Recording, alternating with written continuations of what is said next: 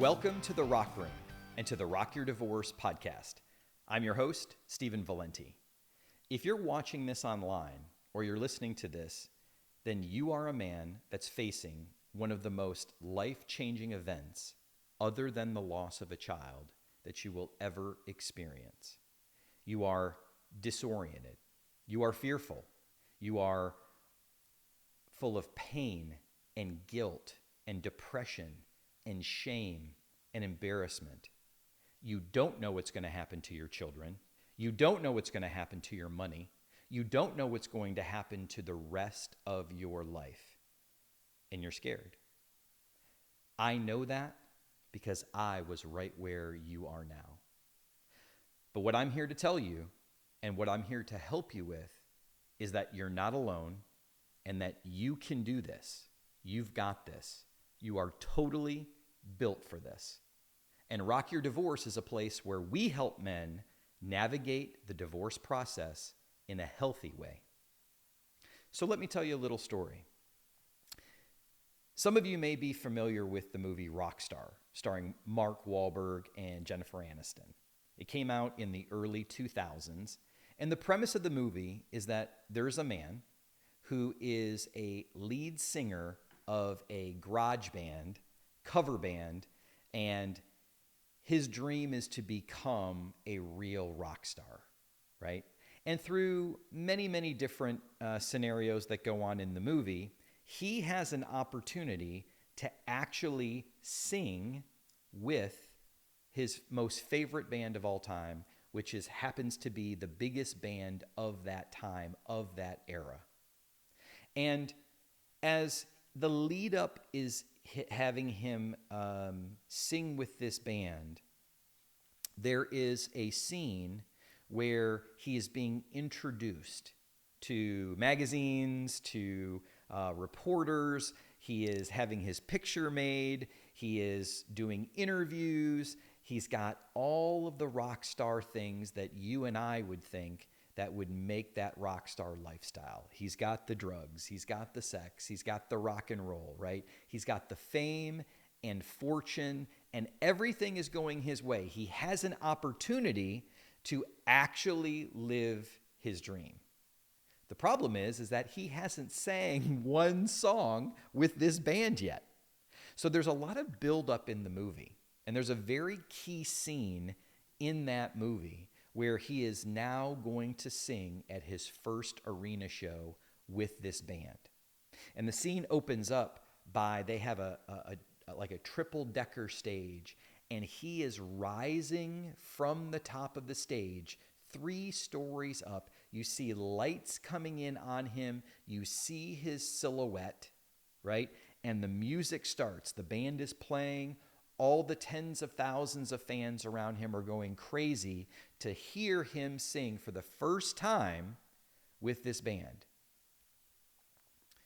As the music goes on, as the scene goes on, he begins the song. And just a few seconds after he has already started that song and things are moving along, he goes to walk down the stairs 3 stories to the main stage, and he trips. And in the movie, it's a very interesting sequence because everything slows down. Everything's in slow motion. You can feel him hit every single step along the way until he reaches the end where he hits face first, the microphone flies to one side of the stage, he gashes his head, and he's bleeding everywhere, and he's out cold. Now, as you can imagine, the band is still playing behind him. The music is still going. There are band managers, tour managers. There are production people that are on the side of the stage wondering if he's even going to get up. You've got tens of thousands of fans. Some of them were not fans of his because he replaced their favorite singer when the band kicked him out. So here he is, laying there, bloody and disoriented. Finally, in the scene, he comes to, He realizes where he is. He realizes what's going on all around him. His band members come and check on him and tell him to get up. And the only thing that he knows to do is to rise, wipe off the blood, and continue on with the gig. Now, I tell you that story not only because it's a great scene in the movie, and the scene really is a culmination of different ideas and different feelings and belief, not only about what was going on in that arena at that time, but really is a testament to what happens when something goes wrong in life. And I really connected with that scene because I feel like I was right in his shoes. A little bit about me, I love music. I've loved music since I was a child. I grew up around all different kinds of music, from the Stones and Led Zeppelin to I listen to things now with my children. And all different genres, all different ages, and I've always loved music. I'm also a pretty mediocre drummer, which I'm proud of, and I enjoyed being in bands and playing music throughout my life, and I've learned a lot along the way. But I really felt like I was that rock star. I felt like I had achieved a place in my life. I had a 22-year marriage, 4 absolutely incredibly beautiful, smart, wonderful rock star children, thriving career, vacations 3 times a year, big house, lots of nice cars. We had it all. And then we tripped. And I felt like that character falling down those stairs, hitting that stage, and being knocked out when the words divorce hit me. That scene ultimately ended up being where I believe I felt like I just needed to get up, I needed to wipe the blood off, and I needed to finish the gig. My band, who are my children, they were counting on me. All the fans that were in that arena for that rock star, that was my family. Those were my friends. Those were my coworkers, right? Those were people in my life that depended on me, that counted on me. And I had no choice. I had to get up and finish the gig. And there's a lot of things that happen in life that are crisis that you can apply that scene to. It just so happened that my divorce was what made me trip and have to decide to get up and finish the gig. So, what is Rock Your Divorce and why Rock Your Divorce? Well, Rock Your Divorce culminated over the course of the last 12 to 15 months after I went through thinking about my divorce process, and everything that I went through from beginning to even today, and how do I utilize my experiences to help just one of you out there that are watching or listening to this? And how do I combine my love of music and the experiences that music brings? Because music is so relatable to life and to situations like crisis, like the playing of instruments, the being in the band, the writing of the song. The feelings that music brings you are so relatable to everything that you're going to go through or are going through right now as a man who's navigating the divorce process.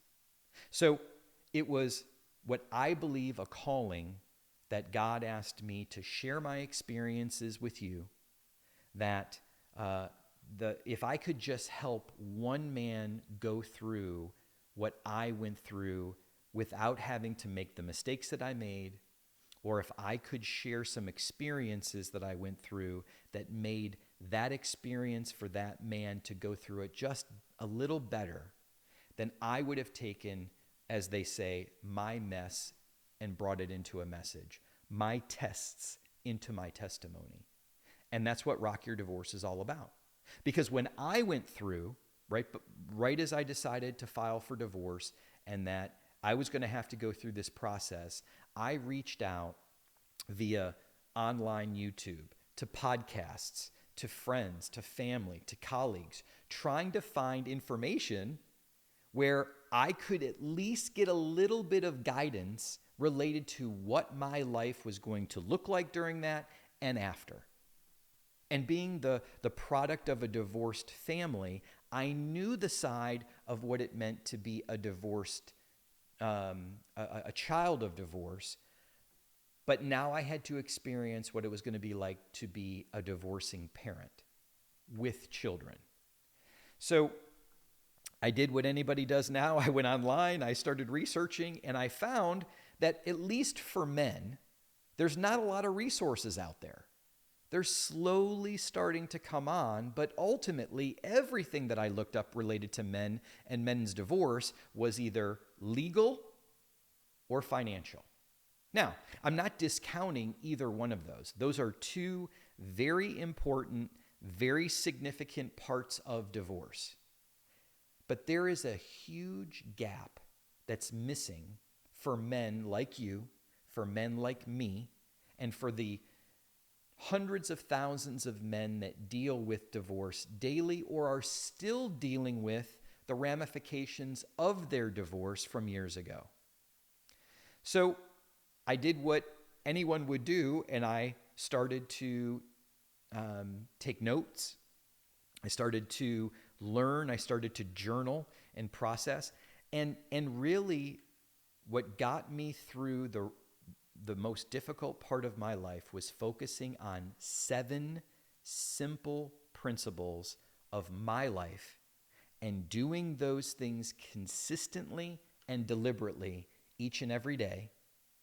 And I believe that that's what got me through the divorce, not only in a healthy way, but thriving afterwards for myself and my children.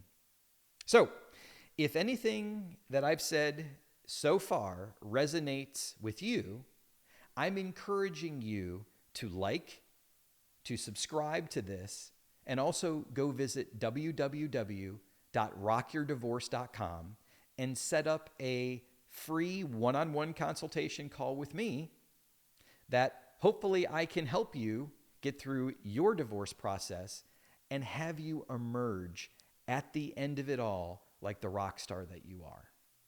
So with that being said, let me tell you a little bit about what Rock Your Divorce is not. First and foremost, I'm not an attorney. I'm not a counselor. I'm not a therapist. I'm just a man who went through a divorce, who learned a hell of a lot along the way, and I felt called to help men like you get through that divorce process. The second piece is that Rock Your Divorce has nothing to do with my former wife or why we got divorced. Now, there will be some situations and scenarios where lots of things, lots of topics are brought up related to divorce, but more importantly than anything, this has nothing to do with a person, right? This is all about what I did to get through the process and thrive afterwards so that I could be the healthiest for myself and the 4 children that I have. So that's what it's not about. The other thing is that I want to let you know that this is not a scripted, professionally produced podcast, right? There's no sponsors, there's no ads, there's nothing but me sitting here in the rock room sharing my experiences with you, and I'm very excited about doing this. This has taken almost a year to put together, and I hope that as we continue to go through this process together, that we will both find it, that we learn from each other, that we grow from this, and that we can help and support other men out there that are going through or will go through what we have experienced. So that's my hope. So with all that said, I encourage you to, again, like and subscribe. Go to www.rockyourdivorce.com. And every week I'll be releasing a brand new video with unfiltered, unscripted, practical things that you can do to get through this divorce process in a healthy way. And my hope is that if you know someone who also needs to find their way here to the Rock Room, where we're having great discussions about how men navigate divorce process in a healthy way, then you share and like with them too. Until next time, I'm Stephen Valente, and I'll see you in the Rock Room.